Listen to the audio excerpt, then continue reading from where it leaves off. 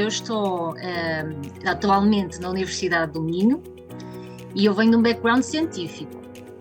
Eu interrompi os meus estudos e achei por bem agora vir terminar aquilo que estava a fazer ao mesmo tempo que estou à procura de uma transição de carreira.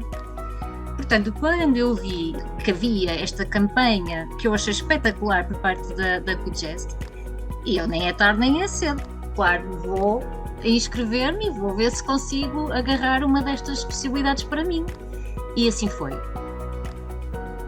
O facto de ser uma solução de low code, isso significava que para uma pessoa como eu, que não tenho muita experiência na parte de programação, de linguagens de programação, poderia facilmente abrir-me portas para que eu conseguisse desenvolver software sem aquele conhecimento mais intensivo que outros colegas que são da área, especialmente, que conseguem fazer. Portanto, claro que vai sempre haver diferenças, mas para um primeiro contacto, que era aquilo que eu pretendia, pareceu-me realmente uma ótima solução e muito mais intuitiva, claro.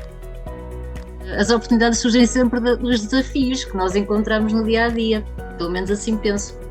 E aquilo que eu estava farta de ver eram várias mensagens de anúncios de vendas no e-mail institucional, que claro, ficam restritas ao público académico.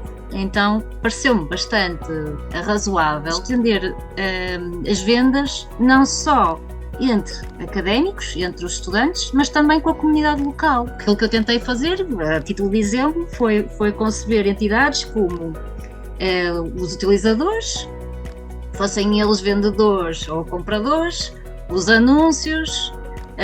Entretanto, também coloquei uma entidade de mensagens para permitir as mensagens entre os utilizadores e fazer negociações diretamente, etc. Aquilo que se pretende, portanto, uma plataforma peer-to-peer, vamos pôr assim.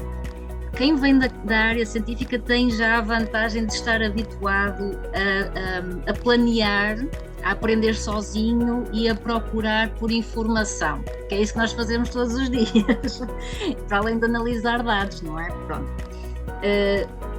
Por isso acaba por dar uma vantagem em termos de mindset para lidar com desafios novos.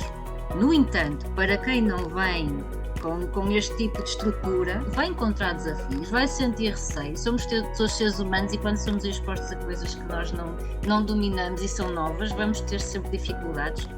Mas não há como insistir, sermos resilientes e pedir a ajuda dos formadores, porque de facto eles dão-nos uma ajuda fantástica e que no meu caso fez toda a diferença para que eu conseguisse ter sucesso no desenvolvimento da aplicação que criei.